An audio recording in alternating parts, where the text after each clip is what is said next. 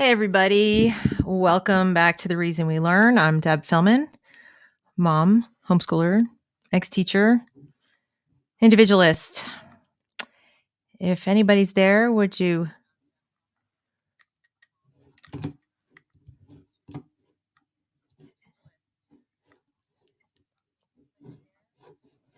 chime in the comments? I'm going to unplug this because I can hear myself, which is really weird. Don't need that. Chime in the comments. It's still happening. I'm going to unplug this because I can hear myself, which is really weird. Can you guys hear me? This is super odd. I can hear myself, which is really weird. I need to. Can you guys hear me? This is super odd.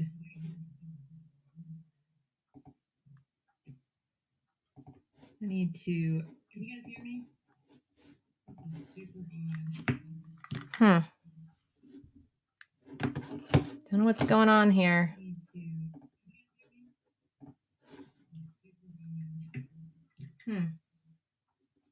It's literally. What's going on here? Got to mute this, I think, because it is making some weird noises. I think that's better. Yeah, that's better. It's like playing from the YouTube. So bizarro. Anyway, so welcome back.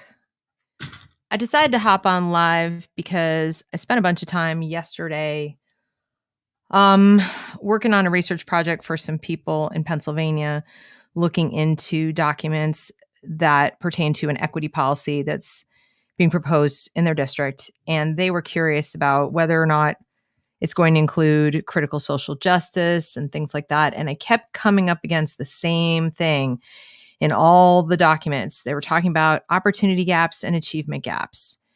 And I made the point in that video that some things are within the school's control, like direct control, and some things are not, at least not completely.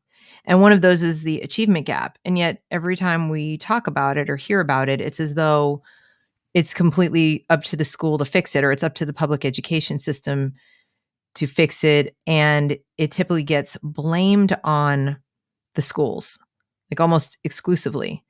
And my problem with that is I think there's blame to go around all over the place. I mean, I don't, as much as I have, some pretty hardcore animosity towards the public school system, I don't think it's entirely fair to blame it or the teachers exclusively for the achievement gap.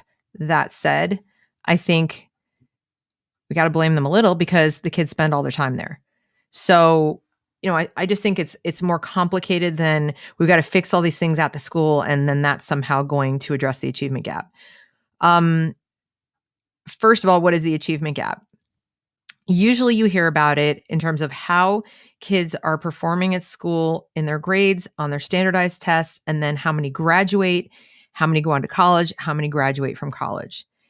And those are sort of the metrics that are typically looked at in terms of achievement. So we're measuring like academic achievement and success related to school.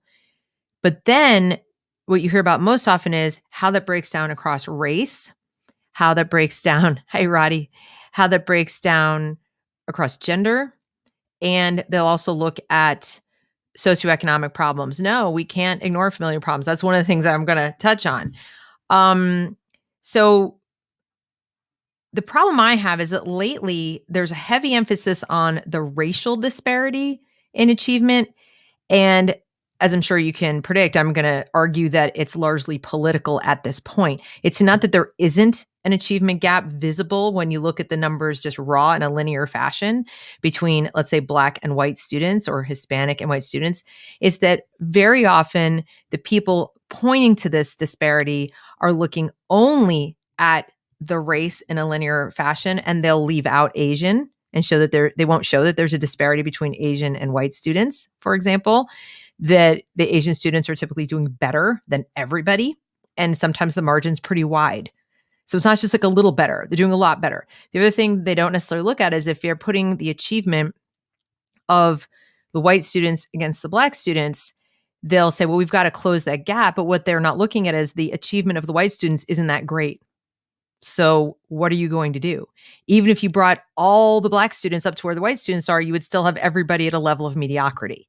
So that's not really helping. What we should be looking at is our definition of achievement and why are we satisfied with it being so low? And are we making it lower with some of the efforts to close the gaps? Are we trying to hide the gap? Or are we trying to actually close it with real achievement?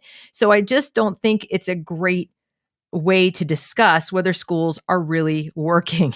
Asian privilege. I don't think it's a great way to look at whether our schools are working for the students, to just look at these raw numbers. The other thing we're not talking about enough is the giant disparity between boys and girls. The school system is focusing heavily on girls, girl power, female achievement, ending the patriarchy and all these kinds of things.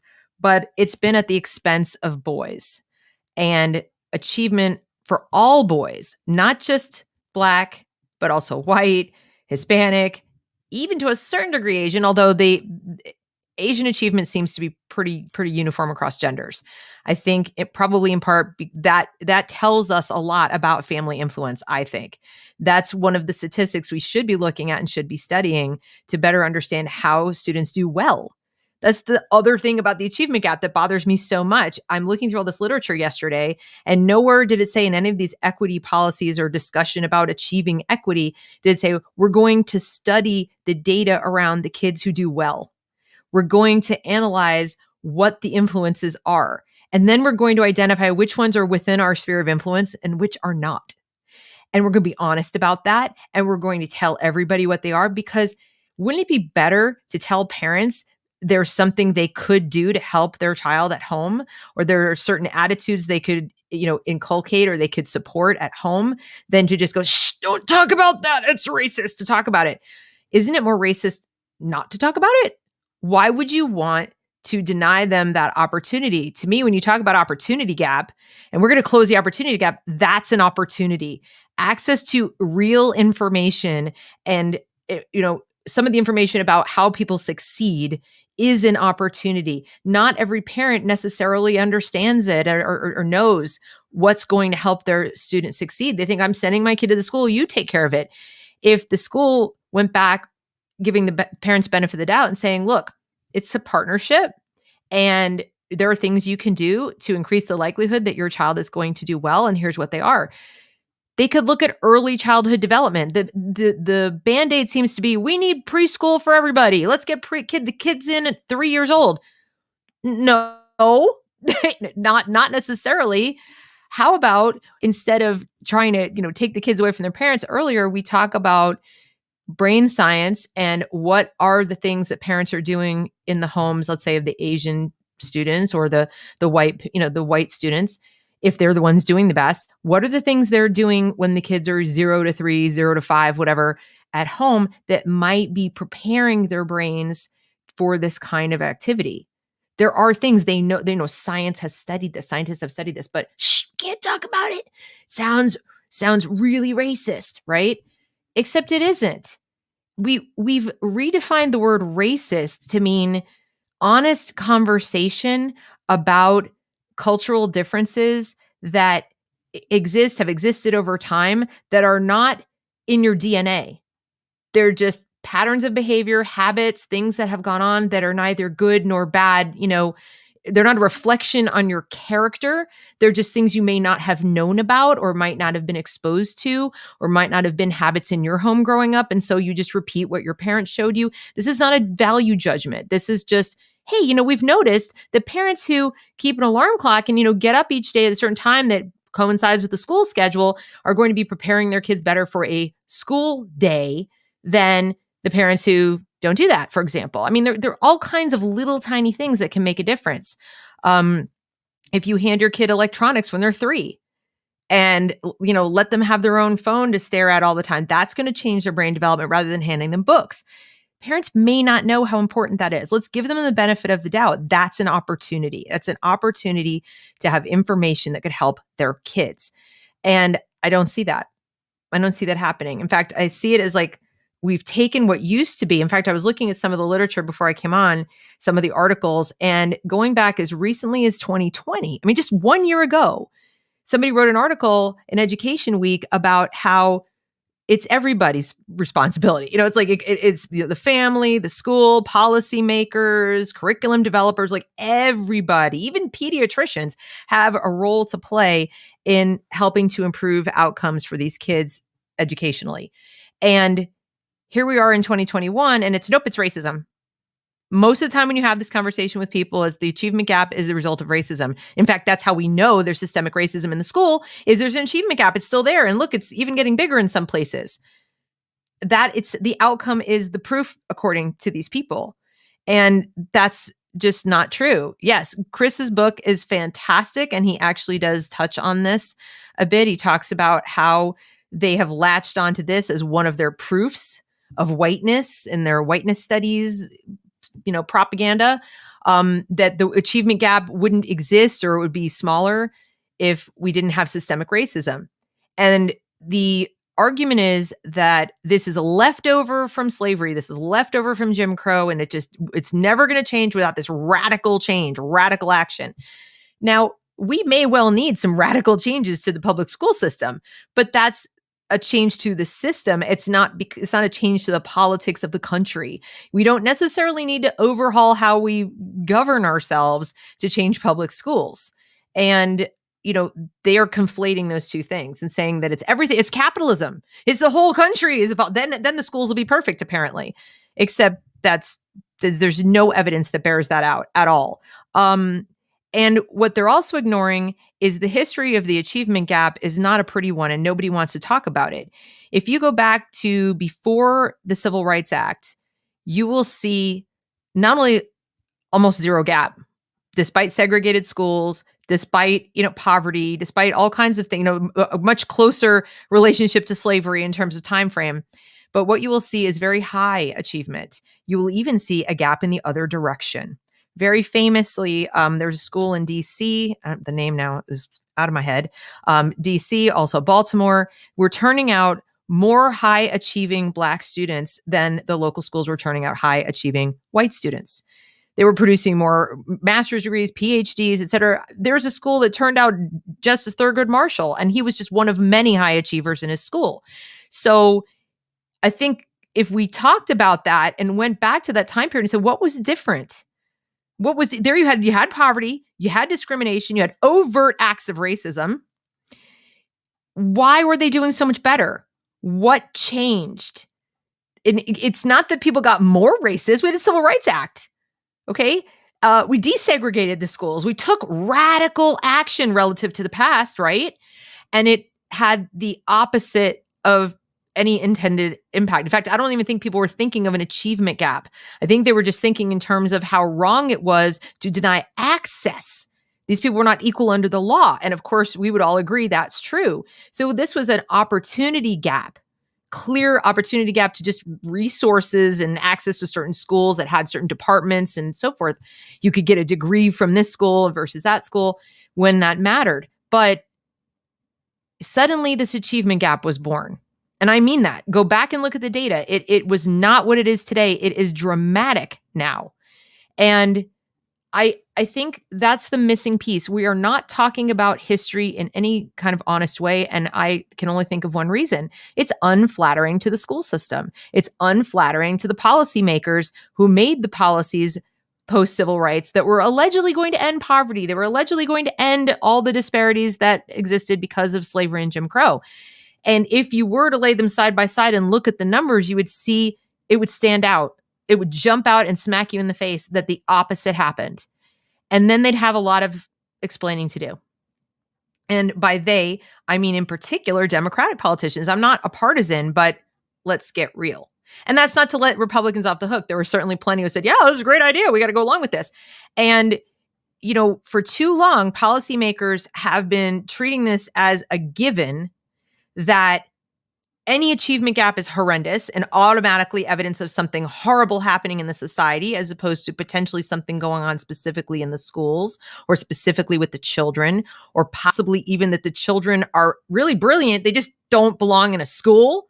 In other words, we look at the achievement gap. There's another way to look at it, which is, are we measuring achievement too narrowly and consigning these kids to feelings of inferiority and failure because of school achievement, when in fact they could be doing really well in some other realm, learning a different way? Why don't we look at all the ways the kids learn? Because there are kids who've been in school and done poorly in school. We pull them out of school and either homeschool them, put them in a micro school, a co-op, or a separate private school, and suddenly they blossom. Suddenly the kid who was measured on the standardized tests as being, at the bottom, just takes off like a rocket. So nobody's even asking that. Nobody's looking at these kids and saying, is it possible that the school achievement doesn't tell the whole story either? So that we not only don't understand all the factors impacting achievement gaps, but that the achievement gap might not be a bad thing to look at. Like, it's not automatically a negative for every kid. It could be their little, hey, I need something different. Can you help me? But because we're so accustomed to looking at these things as groups, boys, girls, Black children, white children, Hispanic children, Asian children, like they function as groups. They don't. The only reason to look at that data is just as an overview to find out, what should we now study qualitatively? This may tell us there is an issue. We don't yet know how bad it is. That to assume that because the gap is like this terrible thing, maybe, but the terrible thing is how we're measuring it. Maybe standardized tests that we're using to measure it have a problem baked into that. And there has been discussion about that. This is just a way to look at where we look next. That's how I see it. And I don't see that happening. I see that people are jumping to conclusions by the achievement gap. If the gap is Black-white, it's racism. If the gap is Asian to anybody else, then suddenly it's, because then they'll look at the income and they go, oh, high income. Okay, we got to do away with the special high schools. It's unfair. It's unfair for public dollars to go to these things. They have money. They'll be fine. They'll just let them go pay for extra stuff on their own. And that drives me absolutely bonkers. Because first of all, why are we not as a country celebrating excellence? Why is that taboo? Why do we think we got people to the moon? I mean, aside from, the rivalry between, it's like because we wanted to beat the Russians. I'm just saying we were able to do it in part because we put excellence first for a little short period of time. And we need to do that again. We're not doing that. We're putting equity. Equity is the forefront of everything we do. It's the foundation of all that we do is equity, equity, equity. Well, equity is meaningless if you're shooting low. You can get there in a hurry. We're all going to achieve equal outcomes and have equal opportunities. That is such an easy goal to reach if you kind of like start removing how many opportunities you offer and you start setting the bar for achievement very low. Yay, we did it. We achieved equity. We're so awesome. Except you have illiterate people walking around unable to solve novel problems in the 21st century. That's a problem. So I look at these things very differently, and I look at the underlying assumptions, the questions people are not asking, and I try to bring them to you guys, like the audience, the people out there as they come out of my head. That's why I went live today. I was like, this is just rattling around in my brain and it's driving me crazy that we talk about achievement gap. I look at the literature, even in the journalism, the education journalism, and it's always focused on we must close the gap. We must close the gap. They go straight from gap exists, close it. And I think there's a lot of steps in between, like gap exists, study it. Where's that part? Where's the let's study the gap? Let's look at the gap as an opportunity to learn ourselves. And especially as educators, like what is this telling us about us? What is it telling us about how we teach, about how school is structured, about how children learn, about how, how the culture is impacting attitudes? Because what if we have a belief gap? What if there's a hidden belief gap that we're going into classrooms and saying, you're oppressed and it's really too bad because you're held back by those people over there on the other side of the room who look different from you. You're held back. And so what are you conveying to the child? I don't believe you can do it because of them. Not me, not the teacher, not the school, not anybody, not the adults, not your parents, not anybody else, those other people you have no control over. And so in addition to, taking away their sense of autonomy and their belief in themselves. You're giving them a scapegoat. Now, that's very appealing for some people, especially children. I didn't do it. He did it. She did it, right? I mean, that's a pretty natural impulse on the part of most kids. And that's not really one we want to feed, is it? Is that what we want to do with our achievement gap? Is find ways to blame it, to help children blame it on someone? Or do we want to look at it in terms of how we, the adults, we, the responsible adults, they're not, can say, okay, how can I take responsibility for the role that I actually have control over? So if you're a teacher, what am I doing in my classroom to encourage excellence, to encourage learning? If you're a policymaker, what are we doing to get the heck out of the way and give these people what they need? Not give as in like spend lots of money, but make sure we're not accidentally doing too much, getting in the way, spending incorrectly, misappropriating funds. These are things we need to look at first. You don't just start throwing more money at stuff if all the money you spent before not only didn't solve it, but made it worse. Okay? And again, not necessarily causally related that money made it worse, but if it didn't help, then you can reasonably suppose that that wasn't the solution. And money wasn't the answer. But I hear that too. We need to spend more. It's always more of whatever the resource is they're going to take from someone else, whether it's money, whether it's access to opportunity. Nope, no more special high schools for you. Whether it's some differentiating test. Oh, we have to throw out the standardized test. What if we changed them? What if we looked at our actual needs in terms of gathering data and modified the test to gather the right data? What if we redefined achievement instead of just being, memorizing a bunch of stuff to looking more at, whether the child can solve novel problems, give them different opportunities to perform. These tests exist. These tests exist to test different kinds of intelligence, different kinds of achievement. And what if we were able to give those tests to all the students, the kinds that parents have to go spend thousands of dollars to get, that identify that, your child has a working memory issue. Very bright kid can talk circles around anybody, very verbal, wonderful, whatever, but their working memory is not that awesome. We need to strengthen that. Or spatial relations, not so good. Or maybe they have an auditory issue. There are things going on. And people say, well, you want to test everyone? Yeah, I do. Sue me. These tests exist. Now, there's a lot of qualitative analysis, so it's labor intensive, but I've got to believe that we could come up with a way to do it, which would, be more efficient. Or at least do the tests that give us a broader view of what achievement is and whether these kids are doing it or if there's something organic holding them back. Because if we keep pushing them through one kind of system that has one kind of achievement and then saying we have this gap and it's a bad thing, maybe we're missing an opportunity to harness intellectual capital in these kids and to give them an opportunity to succeed in life because we just let their kind of intelligence or their kind of achievement go. Never identified it. We're so busy identifying identities. You're this color and this identity and gender. We're not looking at who they are as a learner. That's what should matter, right? I mean, how I learn, how I think, how I look at the world when I'm acquiring new information, what kind of opportunities I need to grow and succeed in a learning environment strikes me as a lot more, of a determining factor in my success than what color my skin is.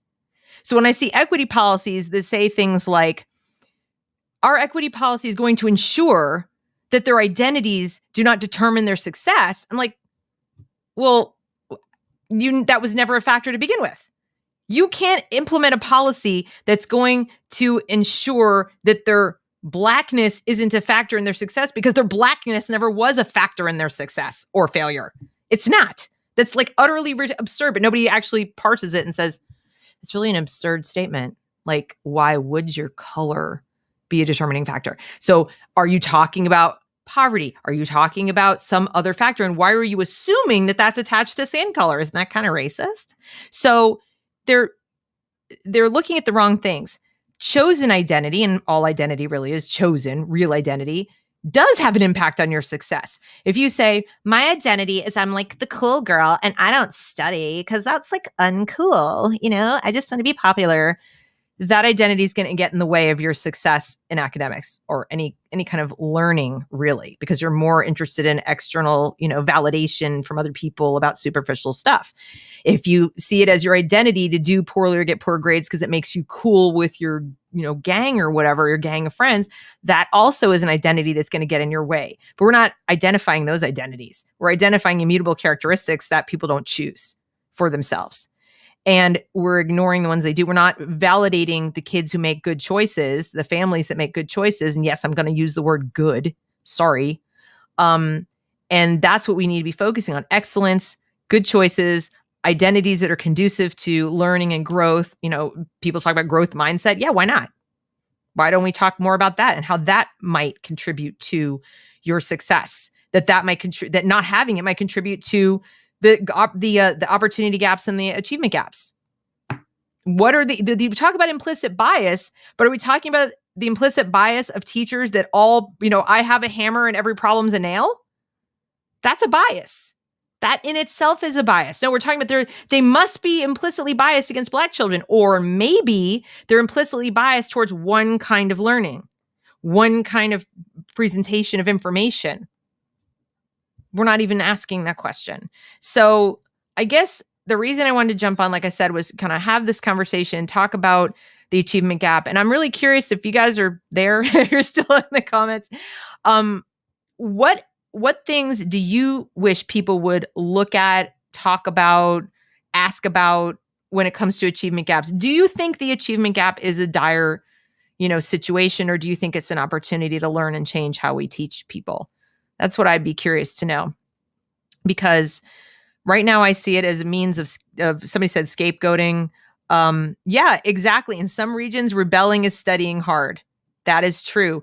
I went to public school and then private school in the latter part of high school. And in public school, it was considered somewhat cool to not be very studious. That didn't mean, and I learned too late, that didn't mean that the kids who seemed to be goofing off were not secretly studying and doing well on the slide, because you didn't know their grades necessarily. But a lot of them weren't. And I remember making a conscious choice that I was going to, try to go with the kids who seemed cool because I didn't want to be left out, then run home and do my homework. And these are conscious choices. But when I got to high school, the peer pressure was in the opposite direction. It was cool to study. So guess who started studying? These are things they can look at. Why are kids who go from one setting to another setting doing much better? And it happens over and over again. That's why people push for school choice. Parents will say, I had my kid in the public school. They were floundering. I put them in the charter school or the private school and suddenly they blossomed. Okay, can we have that conversation? Why did that happen? What was different? And they don't want to talk about it. Don't want to look at it. And it might validate school choice. Eek! Why don't you copy? That's what competitors do. Competitors look at why their competitors doing better and they say, oh, yeah, we better start working on that. Why did McDonald's suddenly add a salad? That's why. I have a feeling I'm going to pull this comment up because I want to bring this up. Okay, Rachel says, I have a feeling there's going to be a great window for offering education alternatives from the aftermath of kids' needs from the lockdowns, and parents are more questioning than ever about curriculum. Yes. And I think that is not only true, but I'm very hopeful because of that. I think parents are starting to see it's coming into the living room and the kitchen and so forth. Like, what are they teaching you? Or more importantly, what are they not teaching you? And they're starting to get more demanding. They're starting to realize that what they thought was happening is not really happening, and it's affecting everyone. As I said, if you're saying we need to close the gap between the Black students and the white students, but the white students are like mediocre, if they're still not reading very proficiently. There was testimony yesterday in Rhode Island about that, where I can't remember the name of the gentleman who was testifying, but he mentioned that exact point. He said, so you want to bring them up to equal mediocrity? Why are we not talking about helping everybody do better? Now, maybe this cohort needs some more scaffolding to get up to the same high level of rigor, but they all need to come up. They all need to read better. They all need to do math better for themselves. So, maybe governesses will make a comeback. That's interesting. Well, now that you mention it, I've been talking to people about how to do homeschooling. And the first thing I tell them is homeschooling isn't a thing. And they're like, what are you talking about? Homeschooling is a thing. I hear people do it. I'm like, yes, no, hear me out. Let's take the word school out of it. And it doesn't have to be schooling. It's education. Okay. School, already you get a picture in your mind of desks and a whiteboard or a blackboard or, materials, and you have a picture of what schooling is. Okay. And first, you got to get rid of that. What are you really trying to do for your child? You're trying to give them an education or access to opportunities to learn and grow and develop skills for life, right? That's what education is. So first, get out of school mode.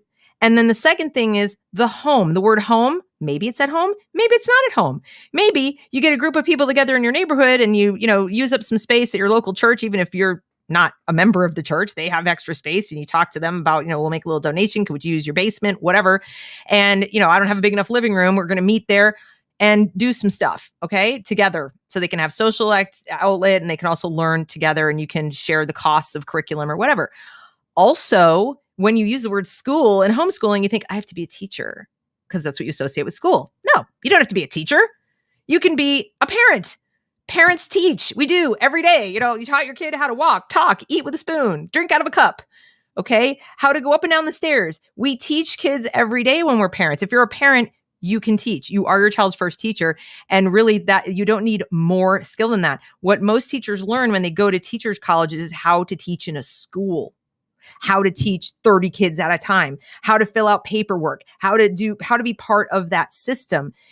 Whether you're a good presenter of information or not is something that's largely part of your personality, and you're likely to be a lot better at it with your own child than with somebody else, right? There are those people who are just good at it with everybody, okay? And they're maybe natural born educators, but not every teacher is good at that just because they have teacher in front of their name. And many, many parents are excellent at it with their own kids. So get out of that headspace that you have to be a certain way, even have to have a college degree. No, you don't. You know what you need to function in life. Your child needs the same stuff, right? And if you've arrived at a point in your life, let's say you didn't get your high school diploma or you didn't get a college degree or whatever, and you're like, so that some limited my opportunities because of this, or what, I'm really glad I didn't. I'm really glad I didn't waste 4 years spending a bunch of money because I have a great job that I love and I did it a different way. Good thing I couldn't afford college, whatever. You can pass that perspective onto your child too, to give them opportunities they won't get at school.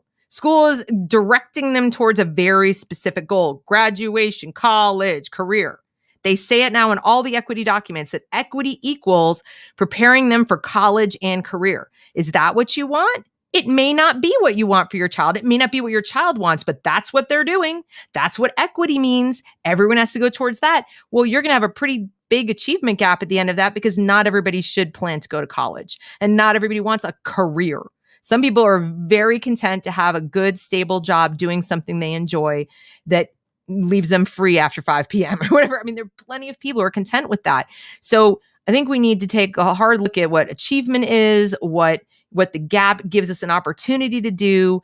And the other thing I will say is that when it comes to how to get it done, I tell parents, look at what you do in the summer. If you have school-age children, where are they all summer? Because they're not in the school building. So they're somewhere. Who is watching your kids if you're working? So the whole I have to work thing, well, what do you do in the summer? Can you translate that across the year? Also, why do you think school has to happen in the daytime? And people look at me like I'm crazy. But think about your average young child especially.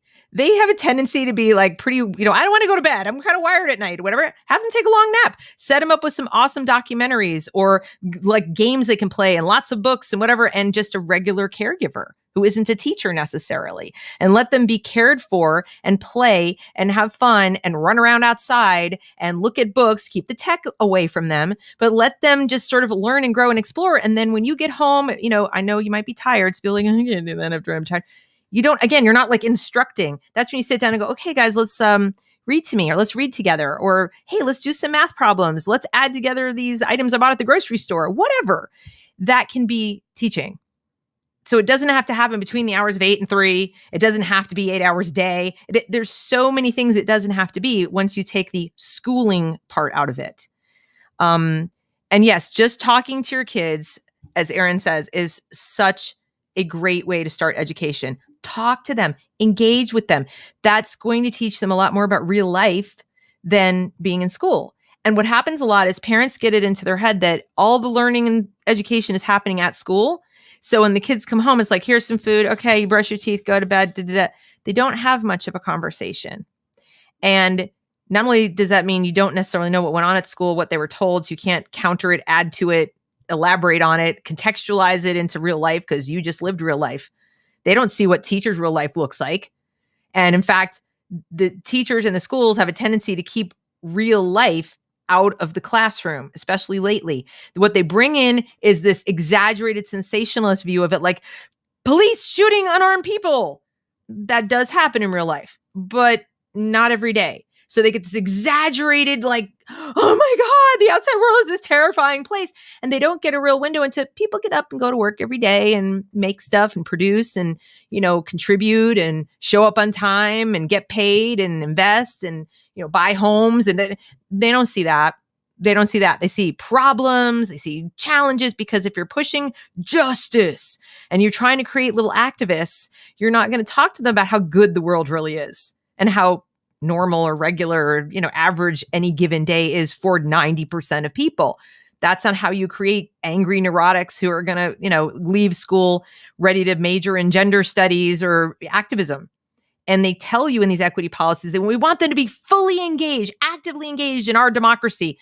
Why does a kindergartner need to be actively engaged in our democracy? That doesn't even make any rational sense. Why do you want your 7-year-old to be even knowing about half of this stuff? If they ask a question, of course, you can, answer questions, but it's a big difference between saying, today Black Lives Matter is coming to talk to us about why the nuclear family is a bad idea.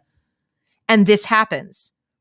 And then they want to talk about the achievement gap. Gosh, I can't imagine why. Where would it come from that kids are not doing well on a test that tests measures of achievement that don't have anything to do with how well I know the headlines, but whether I can read them, whether I can make sense of them, whether I can think critically about them, whether I can remember what I just read and, answer questions about. No, they don't do that. And if all the books you read are the same theme, how do you know how to think critically about other written material? You don't. So we'd either have to rewrite all the standardized tests to measure how well they read How to Be an Anti-Racist and how much of a great activist they are. Then I bet we'd close the achievement gap in a big hurry, wouldn't we? They would all be experts. The kids would be like, yes, my identities are this. Intersectionality means this. Racism equals X. Okay? They'd all be geniuses. So that's the other thing we have to be careful of is when we measure achievement, what's the content? What do we call achievement anymore? And too many friends like, achievement, I assume I know what it is.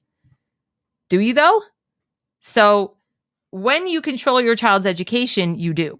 When you choose your school, even if it's charter or, like you chose it, then you do. But if it's a public school, you only assume you do. And as I pointed out in the video yesterday, there's gatekeeping going on that most people aren't aware of because they don't go ask for things at all or often enough to notice it. But this group of parents that came to me for help showed me the document they were given when they said, can you show us the policy? Can you show us the curriculum you're going to be using for equity? And they were given a form that said, you have to ask in writing. You have to give 10 school days notice. We will tell you when and where you can look at this material. You must come to our location, look at it in person. You will have a minder to watch you. We will select an employee to be with you and observe you as you go through the material. You may not take pictures of it. You not make photocopies of it. Why is that? Anyone got any theories as to why you, the parent who are the taxpayer making this all possible, and you give them your child? They're like, we can't take the chance that something will happen to our documents.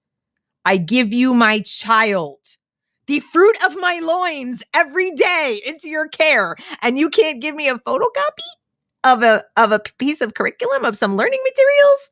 And that's not just unique to this school district in Pennsylvania. That happened to me here in North Carolina. I was like, you have to make an appointment. Can I observe in the classroom? No. Wait, I'm sorry. No? Like, just no, not no, but. And I had to press that point. It was like, well, maybe if you get this approval and that approval, and we need to know why, and you're not going to be able to record anything or take any pictures. It was like, it's for the students' privacy. And I'm like, really? So that's what's so funny about them coming into our living rooms with this virtual stuff is, it's all for the students' privacy, but the teacher's looking in your living room all day, So you don't have privacy, but they do. That's backwards. And their documents have to be kept secure, but your child, When they talk about disciplinary equity and you want to know what exactly does that mean? Like, what do you mean? How are you going to achieve disciplinary equity? You don't have control over who's going to misbehave. So wouldn't it be better to have a policy? I'm not saying zero tolerance. You should have to use your brain, but wouldn't it be better to have a policy of what are the rules? Like, these are things you may not do on school grounds, and we're going to enforce it. Period. We don't care what you look like. We don't care how wealthy you are. We're going to enforce it consistently. That's it. Now, you get due process. We can have a conversation if there was a fight, who started it, et cetera. Like, we can, we're not going to just be like, you were involved in a fight. Yes, my face was a punching bag. Sorry, you're suspended. I mean, that's what they do with zero tolerance policies. But I think we've gone way off the rails when we start talking about equity and discipline, because that's where we get policies like, oh, too many Black boys are being suspended, so stop suspending Black boys. What could happen? What could possibly go wrong, right? So many things. Many things could go wrong with that. I've seen it with my own eyes. I know somebody who was beaten to a pulp because they couldn't suspend her abuser, teacher. This happened to. So I'm kind of like all over the place right now, but I guess coming back to my point, the achievement gap to me is a bunch of data points that represent opportunity to parents and educators and policymakers to learn about all of it. What we want to define as achievement in America in 2021 and the 21st century. I'm not laughing. Okay. I'm not laughing. I'm laughing at myself because I'm all over the place. This isn't funny. It's funny, strange that we look at data and we immediately go to, it's a horrendous problem and we have to just close it as fast as possible. Let's look at what it means and then work to close it appropriately. Let's work to close it so that it benefits the students. That's who shows up to school. Students, individual children who have to go out and live individual lives. I'll say this 1,000 times on this channel. You might go to school in a group, but you learn as an individual. You're going to live your life as an individual. You're not going to exist in this world as a group, least of all as the group that was in your first grade class or 8th grade class or 12th grade class. You have to walk out of school at graduation and function. So we have to look at this gap and say, what can we learn about this so we make sure that every student that we're responsible for that comes through our door is getting, first of all, by law, equal opportunity to all the opportunities they need to do that, to function in the outside world. Make sure that's equal because that's our responsibility and within our control. This is the stuff of education, the buildings, the books, the technology, the rooms, the teachers, the teacher quality, the training, all of that stuff, even transportation and food. Okay, whatever that is, let's make sure everybody has equal access to the things we're going to literally provide. But as important as that is, let's make sure those things actually are worth providing. So look at the curriculum. Is that really what we should be doing? Are we teaching reading the right way? I would submit we're not. And I'm doing a live stream tonight about that topic, partly about that topic. So if you're interested in how kids learn to read and don't, you should tune in because we're teaching it wrong in most districts. So we should be looking at that. If kids are not achieving with reading, could it be that we're teaching it the wrong way? All right. Maybe it's not racism. Maybe it's that there are kids at home getting taught to read before they ever show up to school differently. So doing it wrong at school is irrelevant for them. But the other kids who are relying on the school to teach them to read are getting shortchanged because it's the wrong way to teach them. So it could be that. So I just think there are opportunities inherent in this gap that we're missing because we're in such a big hurry to just close it. And I really feel strongly that we're going to make mistakes that run the risk of making it worse, making the situation worse.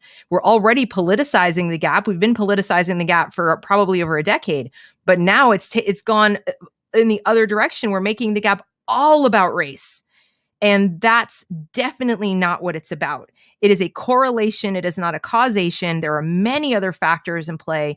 And we're missing a golden opportunity to truly help these kids succeed. All of the kids, male as well as female, and Black, white, Hispanic, Asian, all of them to do their best and achieve their best for themselves if we don't look at this differently.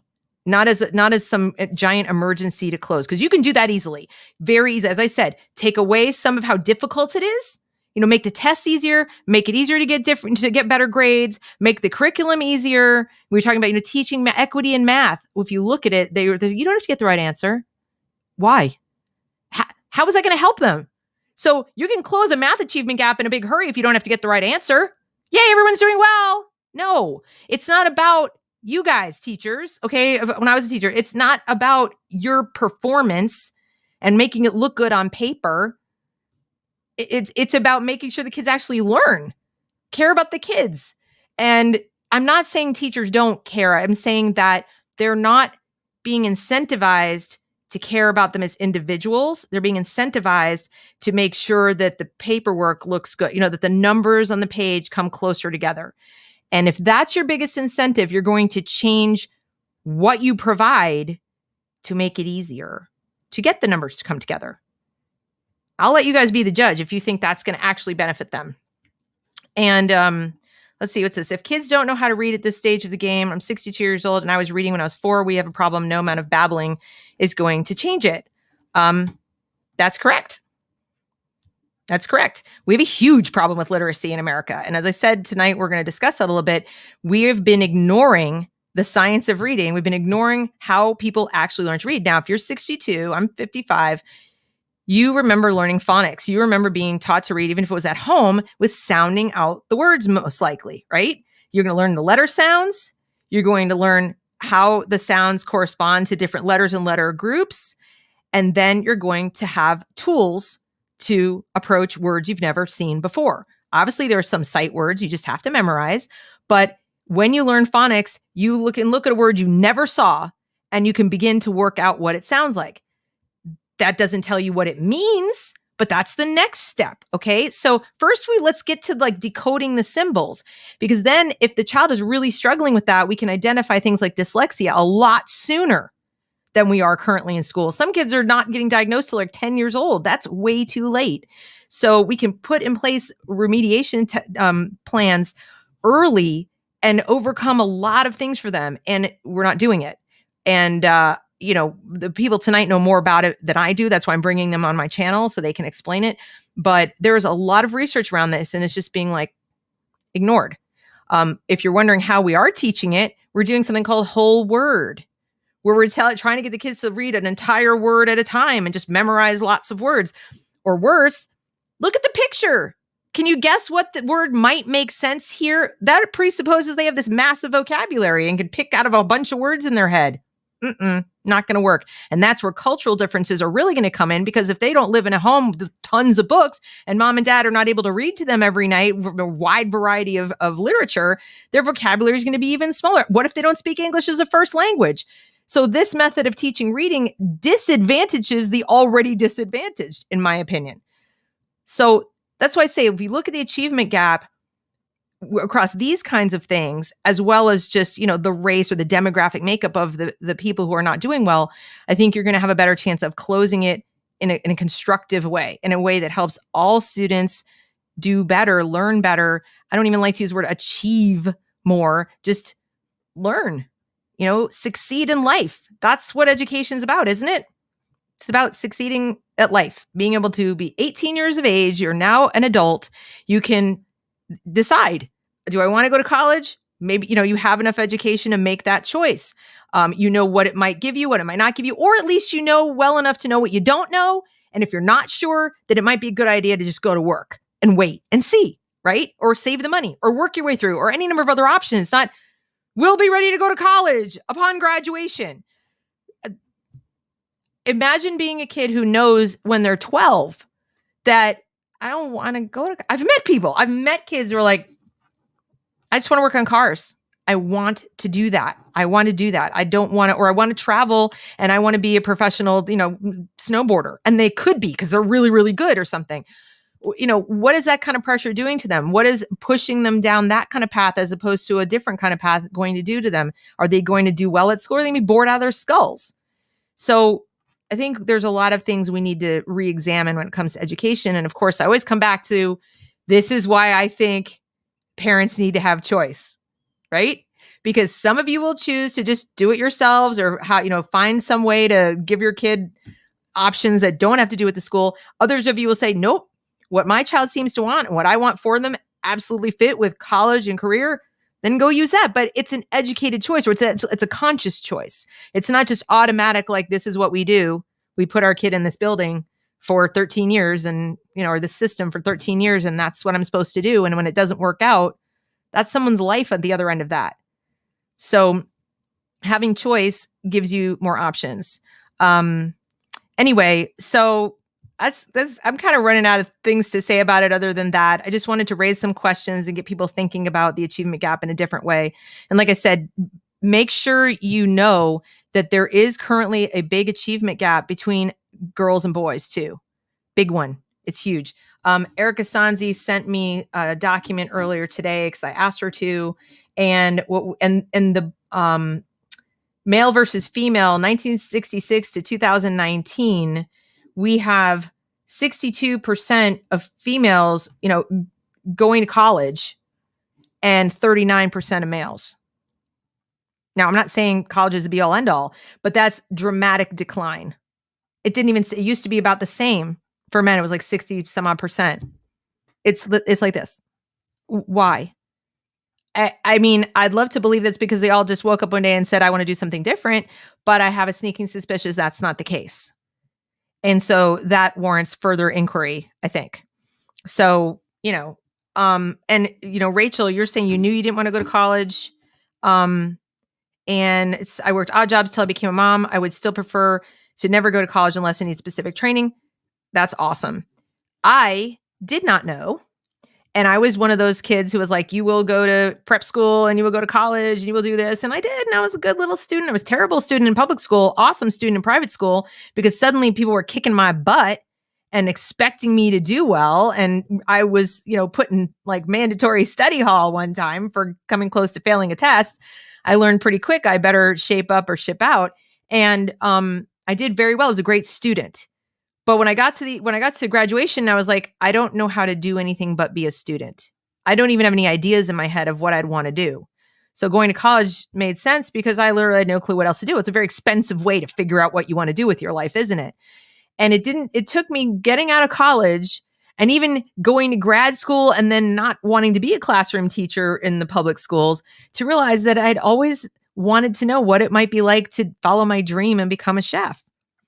And I went back to cooking school, but this time I had to go out, while I was working. I was an adult. I was 30 years old. And I also knew I wanted to be married and have kids, and I wanted a family. And I realized starting that career at 30 is a very different thing than starting it at 18. Had I started it that way, I said, you know what, I don't want to, truly, I didn't learn a whole lot new in college that I didn't know from high school. It was just more of the same, deeper, more expensive. Had I started at 18, who knows where I would have been with like the cooking thing. And I ended up having to leave for a lot of reasons, economic reasons, family reasons. I had to switch back to working in business and teaching and other stuff because I literally couldn't make it as a starting out entry level cook and pastry chef. That's what I was doing, is pastry.